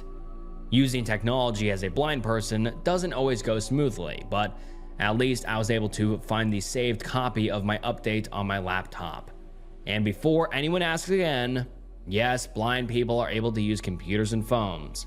The amount of people that think I'm lying about being blind because I'm able to use a computer, a phone, and Reddit is sickening. If you are interested to see how blind people use technology, and she links to the same YouTube video I mentioned earlier, but let's get into the update. A lot of people in the comments have pointed out the urgency of the situation and told me to immediately tell my boyfriend about his friend's behavior. My boyfriend came home about 5 hours after I made that post, and I was planning on telling him everything. But he was in an incredibly bad mood and just wanted to go to bed, so I didn't do it. To be honest, at this point, I still didn't fully realize the urgency of the situation, even though so many people pointed it out. The next day, my boyfriend went to work again, and I decided to wait for him at home because I didn't have the possibility to go anywhere else. But I contacted my parents and told them about my situation. That way, at least someone would know about me if something bad happened. This time, when male 32 and male 35 came into my apartment, the door was locked. They have a key. I wasn't just uncomfortable with them being here. I was in fact on the verge of having a panic attack. They must have noticed that because they did some disgusting things to me while behaving as if this whole thing was funny. They did not R-word me, but what they did wasn't okay. I started screaming, which kind of scared off M35 and M32, and luckily an elderly lady from the floor above me heard my screaming. I swear, this lady was my guardian angel. She didn't force me to explain anything and just took me to her apartment. She was comforting me for nearly 2 hours, during which I couldn't stop bawling my eyes out. Perhaps this is life's way of telling me to stop being so naive. My dad always told me, better safe than sorry. From now on, I will definitely follow this advice. I will never wait for things to escalate like this again. When my boyfriend came home, I was finally able to tell him about everything. I've never witnessed him being so angry. He genuinely thought that his friends were helping me out when he was at work, and he apologized for not taking me seriously when I told him that his friends make me uncomfortable. Of course, things couldn't just end here. My boyfriend was so angry that he decided to go over to his friend's apartment. There was lots of yelling, and it resulted in a physical fight. My boyfriend seems to have no injuries though. Shortly after, my boyfriend took some time off of work, packed our bags, and drove us to my parents' house. We are currently trying to find a new apartment, but it'll take some time to find one that is suitable for a blind person. Thank you guys so much for all of the comments on my original post and all of the private messages. I couldn't answer all of them, but please know that I appreciate every single comment and message. And one of the top comments on this post was, please report the friends to the police for threatening to R-word you and for assault. It sounds like something happened, as well as home invasion. The police could easily tack on conspiracy charges since the two of them planned this in advance. Am I overreacting? I feel like a dad at the daycare I work at is hitting on me. 20 female. Hi, I work at a daycare, and I've noticed that one of the children's parents always makes inappropriate comments to me. At first, I thought he was just one of those people who always compliments others, or that he just wanted to have a friendly relationship with his kids' educators. But now I think it's more than that. During my first few weeks there, I was always assigned to his younger daughter's group, the babies. So I would see him often. At first, it was just brief, friendly talk. But it really escalated when I started working with the older kids, 4-year-olds. His other daughter, let's call her Emmy, and I clicked right away when we found out we're birthday twins. She always wants me to play with her and asks for hugs literally every 2 minutes. Whenever her dad comes to pick up his kids, she always makes sure to give me a big hug and tells her dad that we're best friends.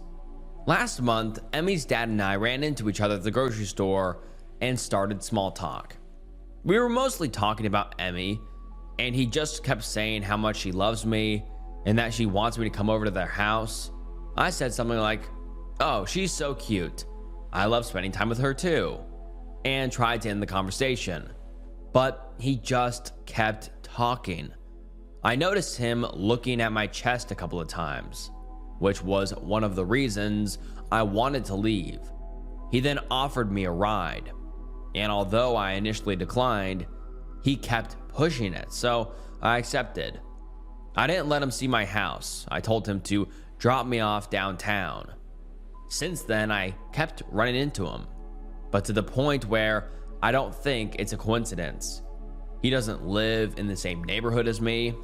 I live near downtown. In fact, when he dropped me off the first time, he kept going on and on about how he would never live somewhere as far away as I do. So why do I keep seeing him? In our conversations, he always makes sure to compliment my physical appearance or mention my age and how young and smart I am. It obviously makes me uncomfortable, but for the sake of his daughters, especially Emmy, I don't really say anything. I have tried to set some boundaries, but it's really uncomfortable. I jokingly said once, well, if I were your age, I don't think I'd date someone as young as me. And he was like, well, good thing I would. And he laughed. I casually mentioned this in a conversation with one of my colleagues, and she said something like, oh, he's a flirt. That's what he does. She kept talking about how handsome he is. He is handsome, but also a married dad of 2. I asked if there's anything we, as educators, could do if, hypothetically, a parent is being too flirty/friendly with us. And she basically said no. Anyways, it's gotten hot outside, so I've started wearing sundresses, shorts, and crop tops. And he always compliments my outfits when he sees me and says he likes seeing my belly button piercing out. Ew. Also, Emmy has told me that her dad said I'll be their nanny for the weekends when the daycare is closed. I don't know if he actually said that because she's 4, but I don't want to ask because I don't want to give him ideas if he didn't actually say it. He has tried multiple times to give me his phone number to call him if there's anything, and I always gently reminded him that we can communicate through the daycare app. He always says that he would rather call me directly than through the app. He was always being super pushy, and I felt a little trapped, so I gave him my phone number. He texts me all the time asking what I'm doing, etc. I've FaceTimed his daughters a couple of times, but it just feels wrong. I briefly talked about this to a friend, and she said that she would have told his wife. I don't even think I have the guts to do that. Ever since my friend told me, I started casually bringing up his wife in conversations. He would always change the subject or say she's not there. Anyway, all of this is to ask, what should I do? Am I imagining things? I feel trapped. I can't lose my job. I'm scared that it'll take me forever to find another one. Also, all the kids love me and I love them. I've really gotten attached to them. I love Emmy too, and I mostly feel bad for her. What would you do in this situation? I've asked, and you can't ban a family from attending a daycare, so that option is out of the window. Also, we can't be on our phones 24/7, so it's extremely hard to get evidence. Anything helps. Thank you. I don't know if I'm posting this on the right sub. If not, sorry about that. Edit, I've never seen his wife. He's the one who does everything. Emmy has mentioned her a few times, saying things like, Mommy got me this shirt, or something. But I don't even know what she looks like. He doesn't talk about her unless I bring her up. Edit 2, about the crop tops, we are allowed to wear them at work with long pants. Same things with shorts. We can wear them with a non-cropped shirt. 90% of his comments about my piercing were outside of work, when I would run into him. Also, I blocked him. I don't know if he noticed, but he's blocked. Edit 3, a lot of people are asking me why/what I'm scared of. I don't have an exact answer. I've had a lot of traumatizing experiences with men, so I don't feel comfortable around any men in general. I don't have any guy friends. It's like I think of all the things that could happen to me if they wanted to do that to me. then I get scared / uncomfortable. I know I have a fawn trauma response and I'm working on it. I really am. Also, I have work on Friday or Wednesday maybe, and I will talk to my supervisors and update. And now let's get into some of the top comments. Someone says, stop FaceTiming him. Don't answer texts that aren't about his kids while you're working. There's no reason you have to respond to him at all, honestly. Continue to bring his wife up when you talk to him. If you see him in public, don't be nice to him. I had a student's father that made me uncomfortable. He got my number from a coworker. I was just a bitch to him. I only contacted their mom and about them. I mean, honestly, sometimes you just can't be nice to people without giving them the wrong idea. I'm sorry he's making you uncomfortable. This sucks. And then someone says that wouldn't be appropriate. Seems like a good response to 90% of his requests. I would get used to being comfortable saying that to pushy male customers. And the OP responds and says, I say that sometimes, and he's like, oh well, you're best friends with Emmy, so we're basically family. And I get scared, so I just laugh it off or I try to end the conversation. And then we get another update 3 days later, and let's get into it. Hello everyone. I want to thank everyone who gave me advice. I tried to read every comment. Before I give you an update, I need to clarify a few things. Number 1, I don't work at a school. It's a private, family-owned, I think, daycare. I have 3 managers, 2 women and 1 man. They became the new owners in January. I primarily interact with one of the female managers. I've tried to discuss the situation with her, but it's never the right time. For example, I'd knock on her office door and say I needed to talk about Emmy's dad. She'd say she's busy and ask me to come back later. When I did, she'd apologize and ask to talk the next day. She also suggested texting, but I didn't feel comfortable telling her everything through text. Number 2, some suggested having another teacher watch my group when he arrives, but that's not possible. In the afternoon after nap time, we take the kids outside until their parents pick them up. All educators need to stay outside to supervise. When parents arrive, I discuss their child's day and hand over their keychain. It's difficult because he always approaches me when I'm distracted, so I can't warn a coworker. Number 3, rides. The first time I saw him outside of work was at the grocery store. He recognized me. We chatted briefly, and he offered me a ride. I declined, but he insisted, saying it was ungentlemanly to let me carry groceries alone. He paid for my groceries and drove me home.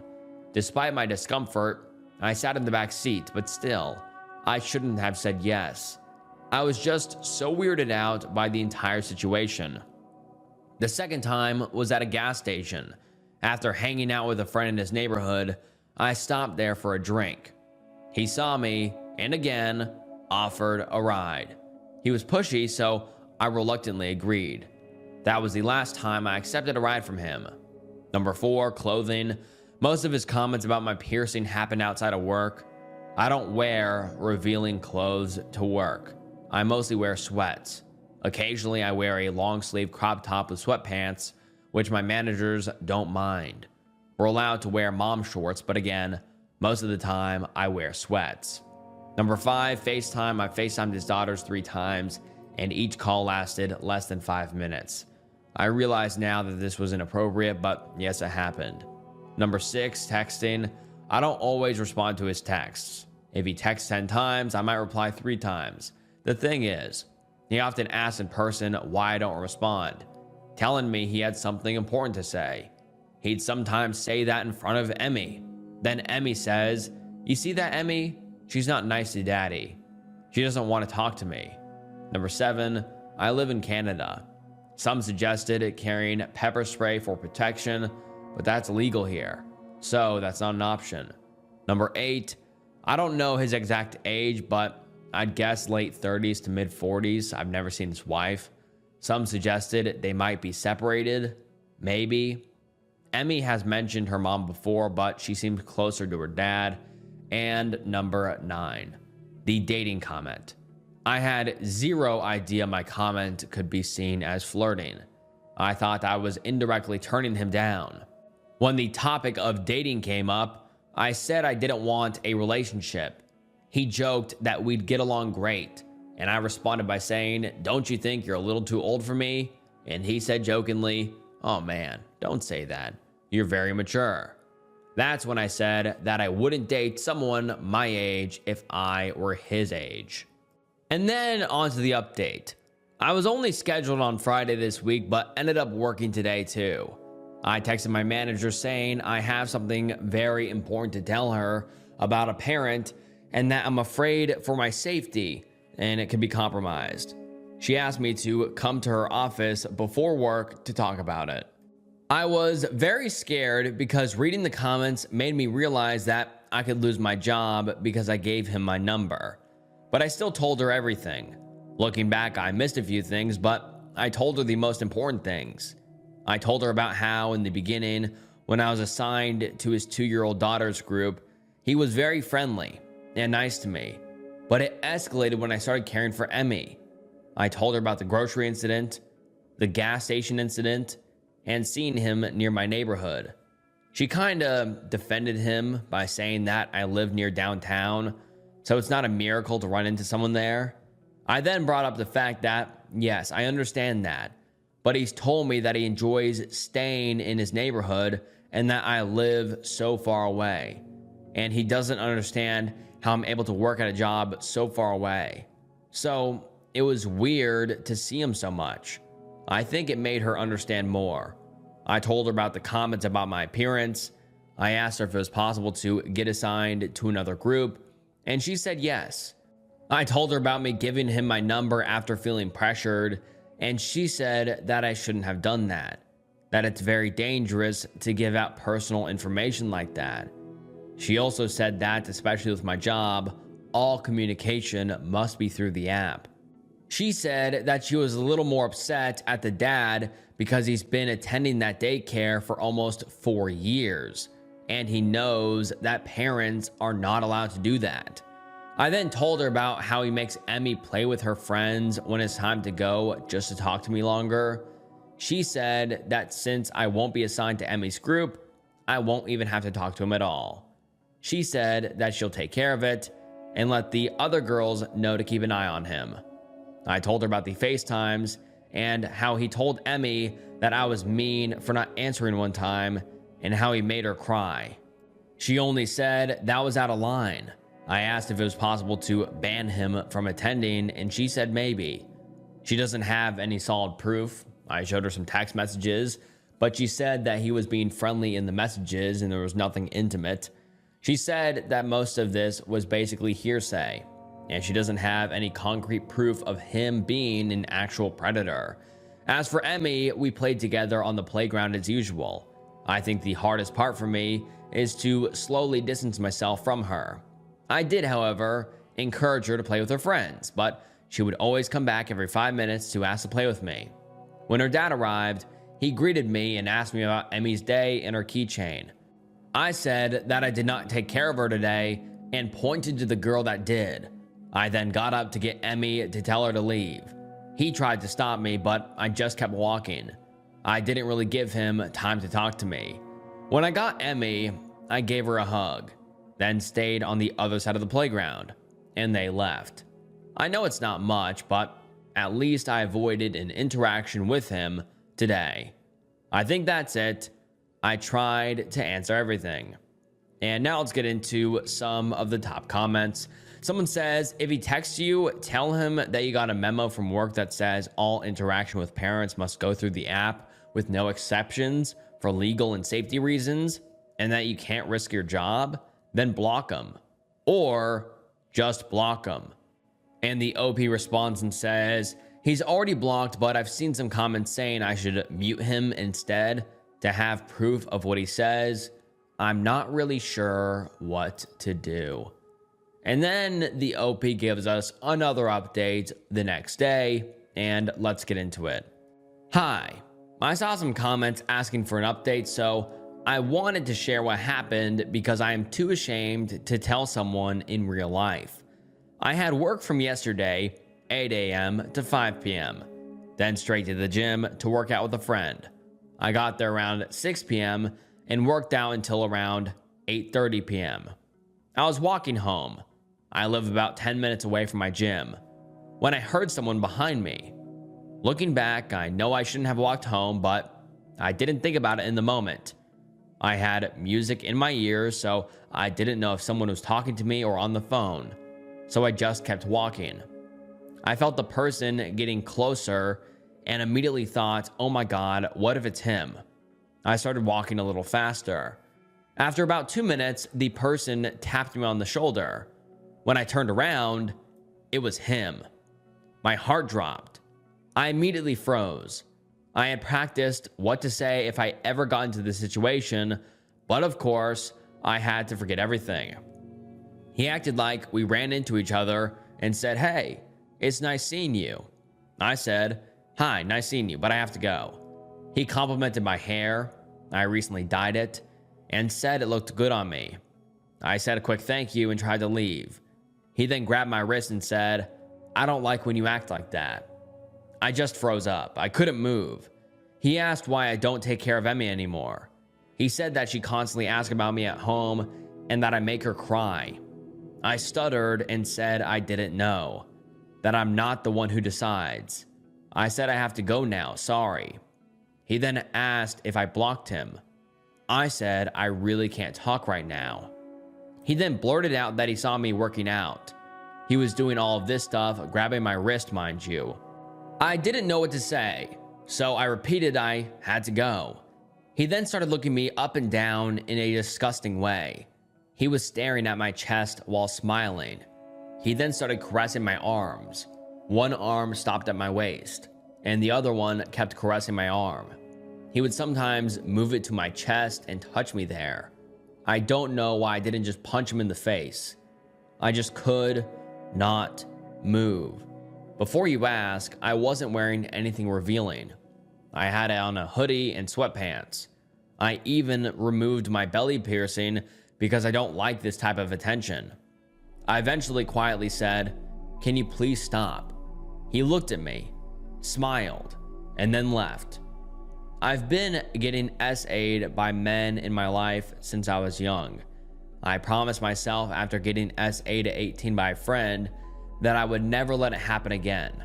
Now this, I don't know why this keeps happening. Most of the time, I feel like my body isn't even mine, just for someone else to use whenever they feel like it, no matter if I want it or not. Maybe it was my fault because I shouldn't have walked home knowing I had a stalker. Maybe it's my fault because I didn't tell him to leave me alone earlier. Maybe it's my fault because I'm 20 years old and I can't say no. I know he didn't full on grab my chest and squeeze them, but I felt so violated. I am too ashamed to reveal this to anyone. I told my boss I was sick to avoid going to work for a couple of days. I then went to the police station, but they said there wasn't anything they could do legally because he didn't commit actual crimes and that I didn't really have any proof. I just feel like they didn't take me seriously. They gave me tips to be more careful, like don't walk late at night, change your number, don't have the same routine, etc., but that's it. They won't give me a restraining order. I'll be honest, I didn't understand half of the terminology they were using, but from what I understood, we're both adults, so the texting and FaceTimes aren't incriminating enough. I guess I'll just stay home. I feel so dirty. I thought I had everything under control because I found a way to avoid him at work, but I guess I was wrong. I genuinely thought that I found a way to make everything stop. The worst part is I saw some comments saying that this whole situation could escalate if he finds out that I'm avoiding him, and I didn't believe them. Again, I was wrong. I don't know if I'm looking for advice or sympathy, but I don't have anyone in my life who could help. Maybe some friends, but I'm just too ashamed and embarrassed to say that a man was groping me, and I basically let it happen because I was scared. It's just humiliating. As for my family, knowing my mom, she would most likely shame me and say it's my fault. But yeah, here's the update, I guess. I don't know if I'll update after this, mainly because I don't know what else to do. Edit, copying and pasting this from one of my replies because I can see how it looks.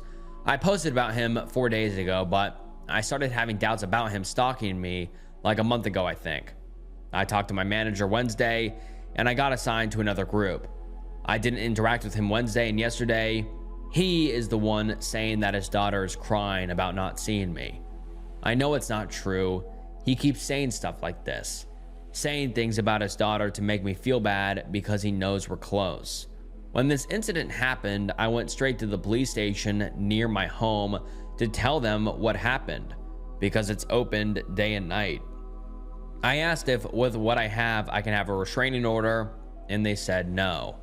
I know I'm updating quick, but I genuinely don't have anyone I can talk to about this. Edit 2, okay, I think I'll just quit my job, stay with a friend for now. I'll send an email explaining my situation with my boss and try to find a stay-at-home job. Thank you all.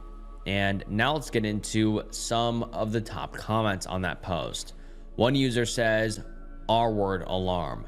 You can get them on Amazon. A big advantage that simplifies your decision making. You were overloaded with options. Do you scream? Tell him to stop? Punch him? The R-word alarm cuts it down to one decision. Trigger the alarm or not. Also, part of indecision is often lack of planning. In this context, is doing your thinking early so when the time comes, you follow a script. For example, if he's stood square onto you and holding your arm, take a half step closer. He'll like that. He won't like you being in range to knee him in the balls. As he bends over, go for the nose, eyes and ears. Try to rip his ears off. Imagine the above. Run it like a movie. Now add it to the R-word alarm, or you screaming like a banshee. Consider other situations like this. Also, contact the police again. Ring them on the non-emergency number. Cops are horrible at taking reports. The call handlers are normally professional civilians who do this all the time. I used to be one. Even if they won't do anything, ask them for an incident number. That generates a record. Every time he does anything outside work, you ring up and state that it's an ongoing stalking incident and you want to report it and get a new number. When you've got 3, if the police still haven't done anything, find out how to make a complaint. You could find a woman's self-defense class, talk to the instructor, tell them what's happening. They may well be able to give you more specific advice than me. Also, ring your boss ASAP and let her know what happened. This is a serious issue for her too. And then we get an update a few weeks later, and let's get into the OP's new update, which reads as follows. Hello. A few weeks ago, I made a post about a man stalking me at the daycare where I work. I don't know how to link it. If I knew, I would. I told my boss I was sick for 4 days in a row to avoid going back to work. When I tried to call in sick again, she said she would have to fire me if I continued to skip work. I decided to quit because I was too scared to return and even more scared to reveal the real reason for quitting. When this happened, I moved in with my friend. I initially told her I had a fight with my mom and needed a place to stay. Later, I explained the real reason, and she helped me write an email to my boss explaining everything. I filed a police report, but nothing happened. My boss contacted me 2 days later to discuss the situation. We had a Zoom meeting with all 3 of my bosses and we talked about everything. She apologized for not taking me seriously and promised to do better. I asked if the man could be banned, but they said it was harder than I thought and would be hard on the kids. The best they could do was wait until August or September when his oldest daughter would start school. And then they would ask him to enroll his youngest in another daycare. My boss asked if I could eventually return to work, and I agreed on the condition that I wouldn't have to go outside or take care of his daughter. They agreed. and I returned to work the next day. I also found his wife's email address on the daycare app and told her everything. I was scared it could backfire, but I felt like she needed to know. She thanked me, explained that they were separated and in the process of getting a divorce, and said this wasn't the first time he had targeted a caretaker. She said she doesn't speak to him unless she absolutely has to, and the reason he does the pickup/drop-offs is because she lives too far away. She advised me to avoid him and warned that he could be charming and friendly, but was dangerous. She said he had a thing for younger girls and not to fall into his trap like she did. She gave me her number to call if I needed anything. My first few days back at work were fine. I would stay in the kitchen in the mornings to avoid him and would clock out before the parents arrived. However, I ran into him once when he picked up his youngest early. We were both surprised, and he tried to talk to me, but I quickly said hi and left. After that incident, I started receiving no caller ID calls again, which had stopped when I moved in with my friend. I went to the police to document everything and showed them the email from his ex-wife. They advised me to change my number, which I did, but they haven't contacted me since. He found my Instagram and sent me a request. My account is private, so I deleted the request, but he sent another one. My Instagram username is my first and last name, and I have an uncommon last name, so I'm worried about what he could find next. I changed my username, but he already saw it. My email address also is my first and last name. I'm considering quitting again, and I'm wondering if I'm exaggerating because he hasn't done anything yet. However, he knows my job, full name, Instagram, old phone number, and possibly my address and email. Should I tell his wife or meet up with her? I feel that if I tell my boss, they will just tell me to wait until September, and the police aren't doing anything. I partially blame myself for going back to the job where my problem started, but I love it, and it pays well. I think I'm moving to another city, and that would be the best scenario, but I can't afford it right now, hence why I went back to work in the first place. I always carry a R-word alarm on me now, feeling that he could appear anytime, and it's so unfair. Please, I need advice. Thank you. Edit, I'm from Ontario, Canada. And now let's get into some of the top comments. Someone says, don't delete your socials. That's evidence.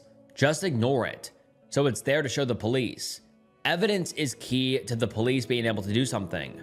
Remember that they have to have evidence in order to take action. How did he leave things with his wife? If she asked to be kept up to date, then do so.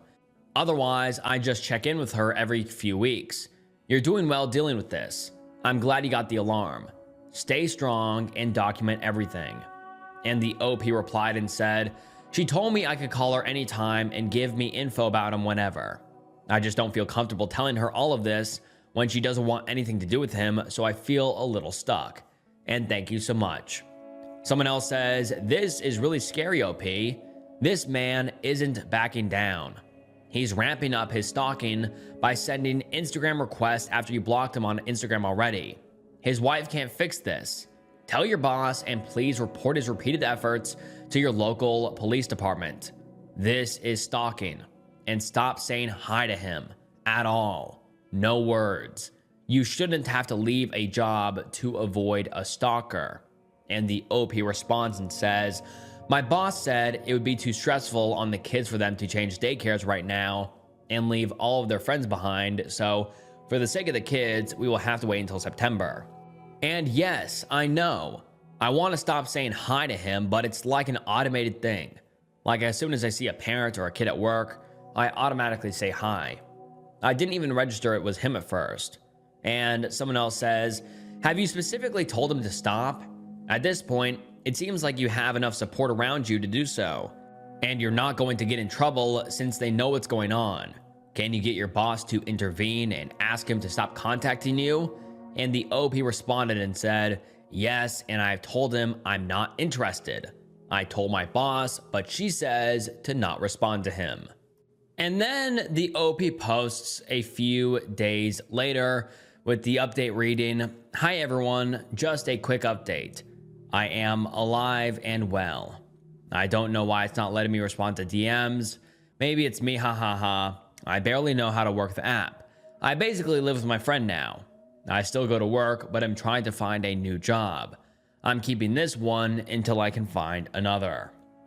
The only thing is, I don't know where to apply. I can't live with my friend forever. She's trying to find a roommate for July 1st, and I can't officially move out yet. I feel like if I apply for a job near my house, it would be too easy for him to find me. If I apply far from home, I feel like it would be easier for him to attack me on my way back every day. I've been trying to pick up a habit of recording every time I leave my classroom or go outside to gather evidence. I forget sometimes, but I really try. I stopped going to the gym because he knows where it is. He also found my new number. I have no idea how. He keeps calling me, so I always have my phone on Do Not Disturb now. On June 18th, he called me 19 different times. I don't have concrete proof it's him, but I can feel it. I changed my email address, deactivated my Instagram, and made a new one with about 15 close friends. I showed the phone calls to the police, and they told me to send the evidence to an email address they gave me. However, since the numbers keep changing, it's not considered good evidence. They told me to keep trying to find more evidence. Isn't that their job? And to change my number again. I also emailed his ex-wife, telling her that he found my Instagram and new number. She replied with a lengthy email, basically advising me not to respond to him because he's dangerous. She gave me examples of how he used to treat her and her kids. She said he buys their love with toys and that she caught him one time jerking it to their previous nanny's pictures. She suggested deleting any photos of me on social media because he might be doing the same with me. She's been wanting a divorce for a long time, but he keeps dragging it out. He tells everyone he's happily married and still wears his ring. She's terrified for her kids because he always feeds them lies. I deleted my Facebook too. I showed my boss the calls, but she didn't seem to care and doubted my concerns. She was like, "Do you really think he's like that? I've known him for years. I promise he's so nice." I'm actually considering suing them because I think she finds me stupid. I had a panic attack yesterday because I can't walk without thinking every man behind me is him. I don't know how to sue someone, let alone a workplace, but I'll do my research. I bought wasp spray, but I don't carry it because knowing myself, I will just freeze up, and what if he ends up using it on me? Ultimately, I think I'm going to move. I'm consider moving to Montreal. I have a friend there and just want to get away from everything.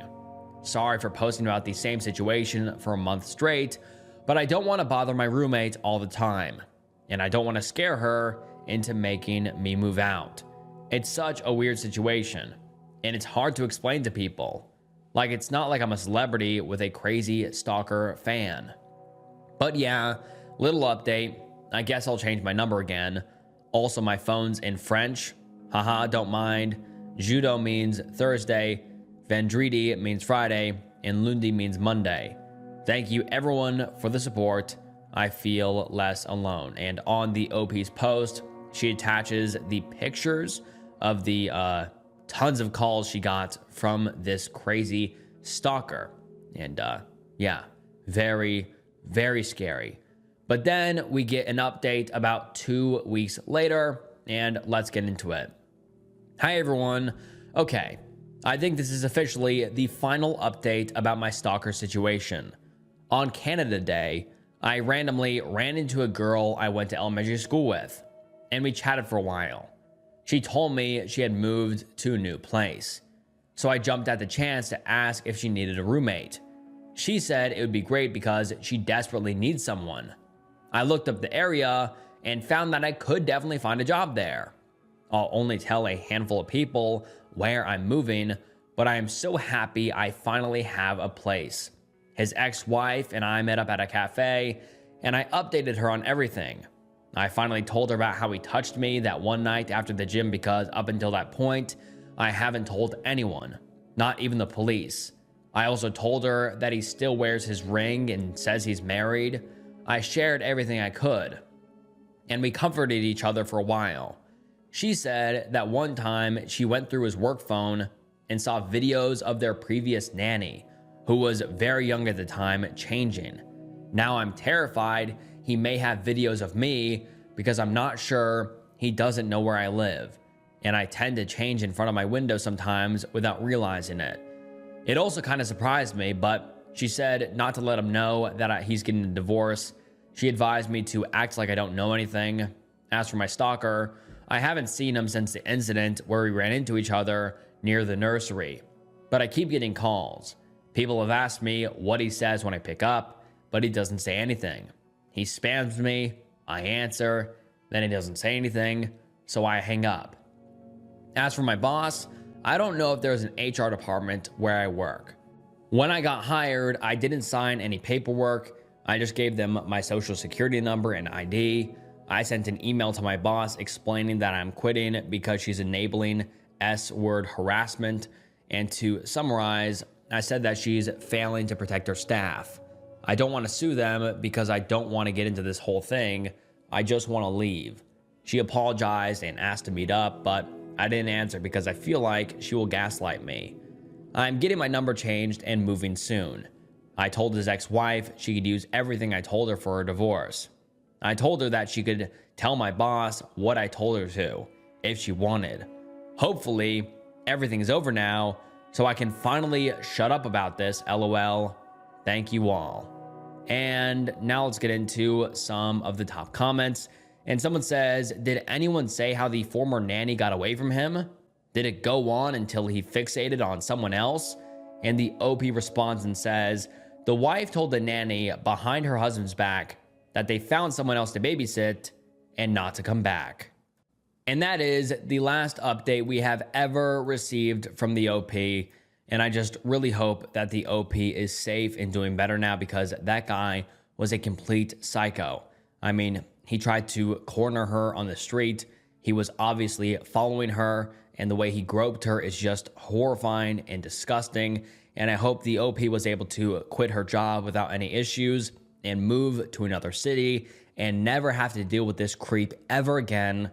But yeah, this is the last we've heard from the OP, so I assume everything went smoothly, but I just really hope it did. And yeah, I hope the OP is doing better now.